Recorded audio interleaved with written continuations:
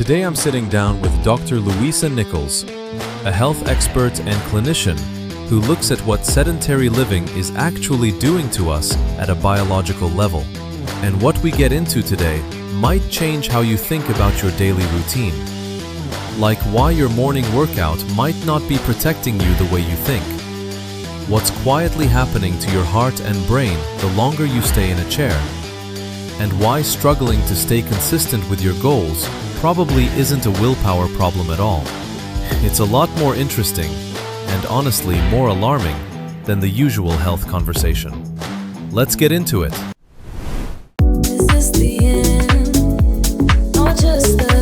Welcome to Playbook Mastery Podcast. I'm your host, Arthur Wayne. Today, our guest is a health expert, Dr. Louisa Nichols.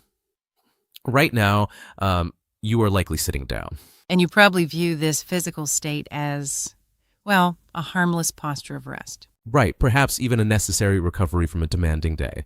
But you are incorrect, because beneath your skin, an enzyme responsible for clearing fat from your bloodstream has completely shut down. Yes, and simultaneously, the exact center of your brain responsible for generating willpower is actively shrinking. We are initiating a deep dive into a stack of clinical literature regarding a systemic biological crisis that is disguised as a posture. The mission of this deep dive is to deconstruct the catastrophic impact of a sedentary lifestyle on your cardiovascular architecture, your neurological density, and your genetic legacy. It's a comprehensive breakdown of the body, frankly. Precisely. More importantly, we are going to extract the precise research-backed protocols required to counteract this decay. My hypothesis, based on the literature, is that modern society treats sitting as a neutral resting state, but biologically, it is a highly active state of decay. That is exactly what the clinical data shows. Before we apply any solutions, we must dismantle a comforting lie that you likely believe. It is the idea that a dedicated morning workout erases the damage of a day spent in a chair. You know, in my clinical practice, I constantly encounter patients who consider themselves highly optimized. They spend 45 intense minutes in a gym every morning. They're tracking their heart rate, lifting heavy weights, you name it. Yet they spend the subsequent 10 hours sitting at a desk or commuting in a car or resting on a couch. So they consider the box checked. Right. But the data on this is unequivocal. Right. Americans sit for an average of 9.5 hours a day. When you engage in this pattern, you fall into a category the literature defines as active sedentary. Active sedentary. Define the mechanics of that state. Well, the moment you sit down for a prolonged period, the muscular demand for energy drops to near zero. Because your muscles aren't contracting, your body aggressively shuts down the production of an enzyme called lipoprotein lipase, or LPL. And this enzyme is critical for fat metabolism, correct? It's the primary gatekeeper. It's absolutely essential for pulling triglycerides out of your bloodstream and clearing glucose. Without LPL actively functioning, your metabolic machinery simply stalls, regardless of what you did at 6 a.m. Let me translate that plainly. You can run 5 miles at dawn, but if you spend the next 10 hours immobilized in a chair, your body processes your lunch as if you had not moved a single muscle all day. Is that structurally correct?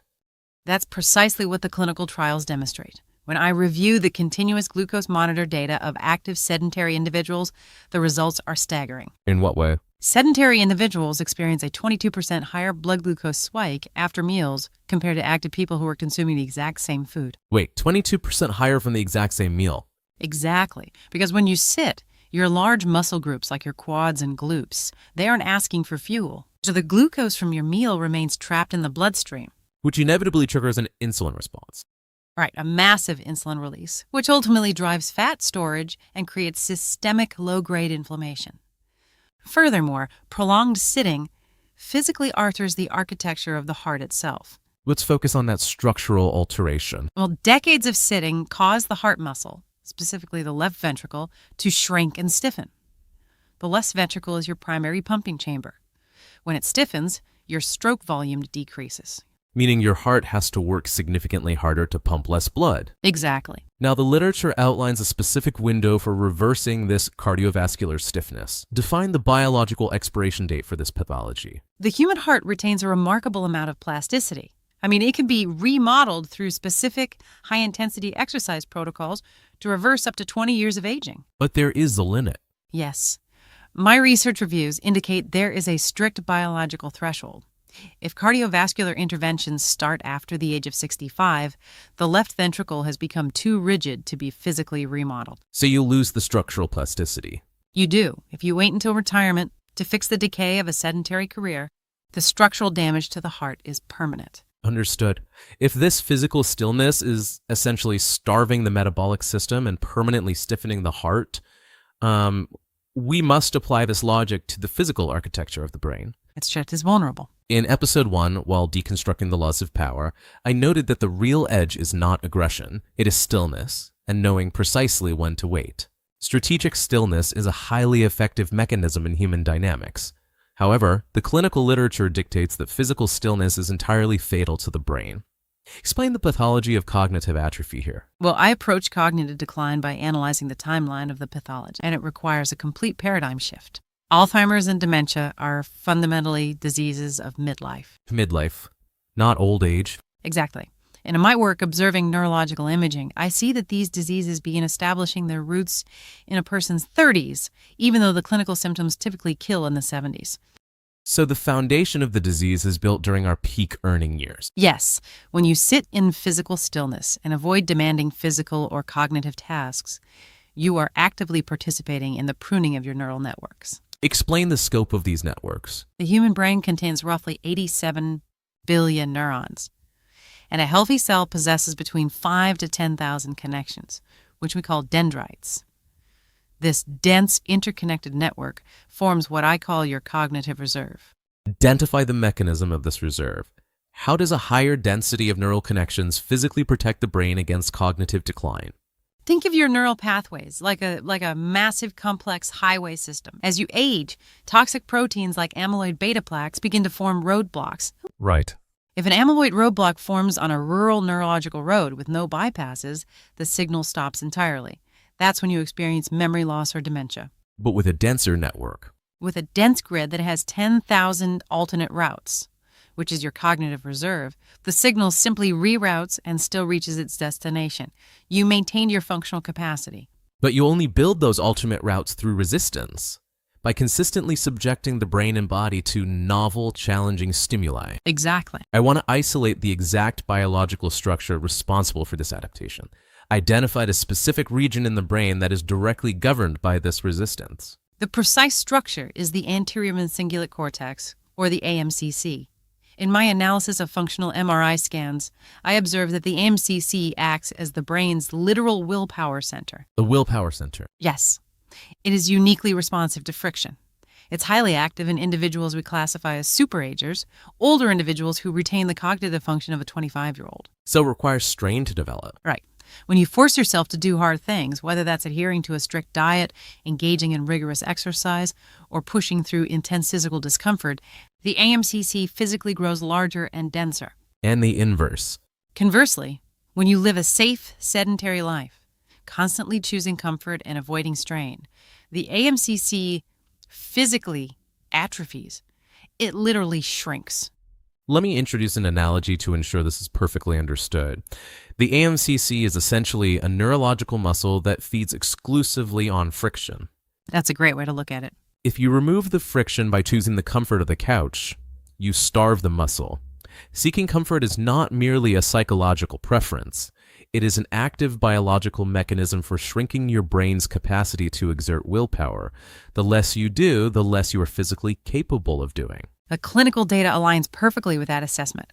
I observe this compounding cycle continuously in patients. Walk us through that cycle. If you don't do the hard thing today, you don't stimulate the AMCC. Because the AMCC shrinks slightly, you literally lack the neurobiological willpower to do the hard thing tomorrow. It's a compounding neurological deficit. Exactly. This is why I maintain that failing to adhere to goals or exercise routines is rarely a matter of moral weakness. It's a matter of neurobiology. When you are entirely sedentary, you are starving your willpower center of the stimulus it requires to maintain its volume. So growth in this region only occurs during resistance. Yes. If you genuinely love taking an ice bath, your AMCC doesn't grow when you get in the water. It only grows if you hate the cold, but force yourself to endure it anyway. If this physical stillness is systematically dismantling the heart and actively shrinking the willpower center, the obvious question for the listener sitting at a desk for 9 hours to earn a living is, how do we halt the decay without abandoning our careers? What is the minimum effective dose of resistance required to counteract this environment? I rely on highly specific, tested microinterventions to break the metabolic stall. My analysis of recent metabolic studies shows that performing exactly 10 air squats every single hour can completely compensate for the metabolic damage of a sedentary lifestyle. Just 10 air squats. Doing those 10 squats hourly actually outweighs the cardiovascular and metabolic benefits of a continuous 30-minute power walk. Asserting that doing 10 simple air squats every hour somehow mathematically outweighs the cardiovascular output of a continuous 30-minute run sounds like a physiological exaggeration designed to pacify a sedentary workforce. Defend the math behind that claim. I understand why it sounds disproportionate. It's because we're evaluating the frequency of muscular contraction rather than total exercise volume. Explain the difference. A 30-minute run provides a single, isolated spike in metabolic activity. The moment you sit down at your desk for the next 10 hours, lipoprotein lipase shuts off again, and blood begins pooling in your extremities. So the isolated spike doesn't protect you for the rest of the day. Right. But 10 air squats performed hourly act as a recurring metabolic reset. The movement rapidly demands glucose from the bloodstream, driving that 22% glucose spike back to baseline, and it keeps the enzymatic machinery turned on continuously throughout the day. It prevents the metabolic stall from ever fully setting in. 10 air squats every hour is a precise protocol. But I am analyzing the reality of corporate environments. Executing air squats in the middle of an open plan office or during a board meeting will inevitably draw unwanted attention. That's a fair point. What are the low-profile alternatives that still generate a sufficient metabolic response? In my practice, I guide executives towards subtle isometric movements that accomplish similar circulatory goals without causing a scene. Performing seated heel raises engages the calves. How does that help systemically? The soleus muscle in the calf acts as a secondary heart. It pumps pooled blood back up from the lower extremities to maintain circulation. Glute squeezes achieve a similar effect for the lower body. And for the upper body? Additionally, executing chin tucks, simply retracting your head straight back, relieves tension in the cervical spine. When you sit at a computer, your shoulders naturally roll forward, which compresses your chest cavity and severely limits your oxygen intake. So a chin tuck opens the diaphragm? Yes. These micro movements take seconds, but they maintain oxygenated blood flow to the brain, effectively preventing the classic afternoon cognitive crash. The literature also outlines specific neurological drills designed to train the visual cortex and processing speed. Detail this specific progression. I utilize a protocol that requires only 5 minutes a day, but it fundamentally challenges the nervous system.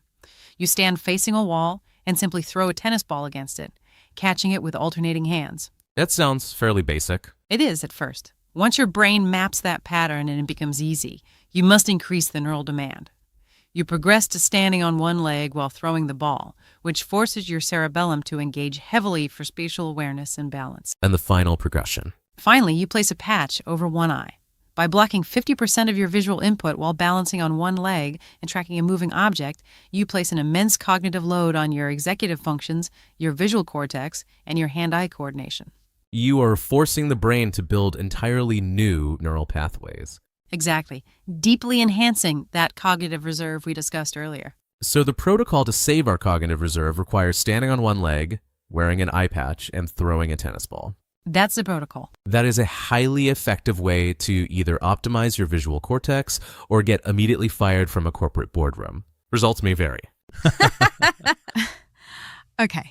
I certainly recommend executing the eye patch drills in the privacy of your own home. But the underlying principle remains critical. You cannot allow your nervous system to become complacent. You must continuously introduce unexpected, difficult stimuli to force biological adaptation. Understood. Movement clears the immediate toxins and manages glucose, but maintaining cellular energy requires chemical precision. Let us examine cellular fuel, sleep, and what the clinical sources refer to as the biological legacy. Define the concept of trimester zero. In my research regarding cellular health and longevity, I focus heavily on the 100 days prior to conception, which we term trimester zero. Why that specific window? This is the crucial window when a female egg is maturing. What I find staggering is the cellular biology of the egg itself. A single female egg contains roughly 15,000 mitochondria. 15,000? Yes, mitochondria are the microscopic power plants of the cell. Creating a human embryo is the most energy-reliant process the human body can undertake, demanding an astronomical concentration of power. And the sedentary environment disrupts this. Severely. During this 100-day window, those mitochondria are exquisitely sensitive to environmental inputs. Toxins, particularly endocrine disruptors like microplastics and BPA found in our food and water, severely disrupt mitochondrial function. If you are sedentary and exposed to these toxins, you are actively degrading the genetic blueprint you pass on to the next generation. This is where I observe a massive precision inversion in modern health. People spend billions of dollars on fertility treatments, longevity clinics, and complex optimization routines, yet they completely ignore the microscopic execution. They absolutely do. They lack the specific cellular field required to power 15,000 mitochondria. Break down the exact chemical compounds the literature identifies to repair this deficit, starting with creatine. Provide the specific mechanism. How does it actually facilitate energy? I utilize creatine not for muscle hypertrophy, but for its profound neurological and cellular benefits. Your body's primary energy currency is a molecule called ATP. Okay. When your cells need energy, they break off a phosphate molecule from ADP, turning it into ADP. Creatine steps in by donating a replacement phosphate molecule, instantly recharging the ADP. It's essentially a rapid response energy reservoir. Exactly. In the brain, it works in the background to protect neural tissue against the oxidative stress caused by sedentary life, sleep deprivation, or physical trauma. We even review clinical trials where Alzheimer's patients preserve cognitive function simply through consistent creatine supplementation. And the second compound? Alongside creatine, coenzyme Q10, or CoQ10, is vital. It functions as a specialized electron carrier within the mitochondrial membrane, acting like a spark plug for the mitochondrial engine to reverse cellular aging. The sources also place heavy emphasis on omega-3 fatty acids, specifically EPA and DHA. But there is a massive mechanical failure in how the public consumes them. The literature suggests most people are blindly swallowing oxidized pills. Walk us through why fish oil degrades so easily. It's a massive regulatory failure in the supplement industry.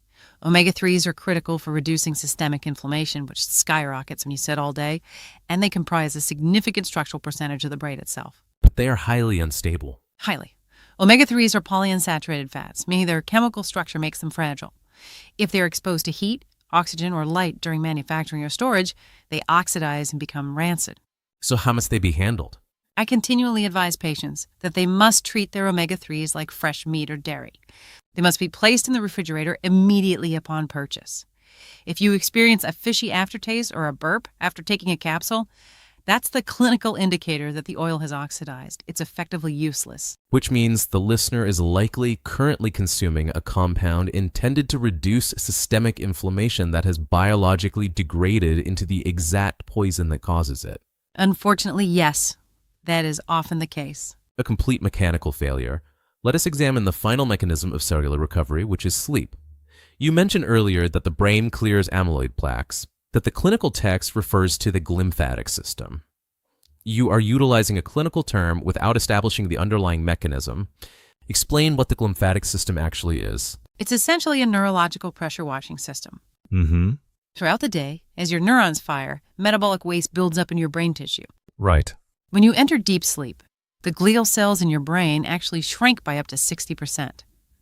This physical shrinkage creates empty space, allowing cerebrospinal fluid to wash rapidly through the brain, flushing out those toxic proteins and amyloid plaques. But this plumbing system only engages fully during deep sleep. Yes. And to initiate deep sleep, your core body temperature must drop by roughly 2 degrees. And if you are sedentary, your thermoregulation becomes dysregulated. Detail the chemical interventions used to force this physiological state. I intervene chemically to mimic the necessary physical state. Supplementing with glycine acts as a vasodilator. It pushes blood to the surface of your skin, allowing your body to dump heat and lower your core temperature. And for the neurological overstimulation. Well, a sedentary lifestyle often pairs with heavy screen time, leaving the mind racing. To counteract this, I utilize GABA, which is the brain's chief inhibitory neurotransmitter. It effectively applies the brakes to an overstimulated nervous system. What about cortisol levels? Finally, adaptogens like ashwagandha are excellent for stabilizing cortisol. This ensures that stress hormones don't spike at 3-7 a.m., which shatters your sleep architecture and stops the lymphatic system from finishing its cleaning cycle. Let me compress this entire deep dive for the listener. Sedentary living is not merely a byproduct of modern convenience, it is a systemic biological attack. When you sit for 10 hours, you are shutting down the enzymes that clear fat from your blood. You are physically stiffening the left ventricle of your heart, pushing it toward a strict expiration date of age 65. You are starving the 15,000 mitochondria in your reproductive cells, and most critically, you are actively shrinking your anterior midcingulate cortex, the exact center of your brain responsible for willpower. It is the grim reality of it. Yet the framework to reverse this decay is precise. 10 air squats an hour to reset the metabolic stall, neurological resistance drills to build cognitive reserve, and precise chemical support through creatine, refrigerated omega-3s, and thermally regulated sleep can structurally rebuild your body and mind. The clinical data confirms that summary. The human body is remarkably resilient, but it fundamentally requires the friction of deliberate, uncomfortable action to initiate any repair. Without that friction, the default state of a comfortable life is rapid biological decline. I will leave you with a final consideration. Consider the rapid trajectory of our technology. We are moving relentlessly toward a world of immersive, virtual, and augmented reality. In the very near future, your brain will be entirely tricked into believing it is exploring vast digital universes, conquering mountains, and engaging in high-stakes environments, all while your physical body remains entirely motionless in a chair. As our digital worlds become infinitely expansive and hyper-realistic, our physical atrophy will only accelerate. The question is no longer just how you manage a desk job today. The question is, as technology engineers the ultimate state of physical stillness, how will you simulate the friction required to remain human? See you next time.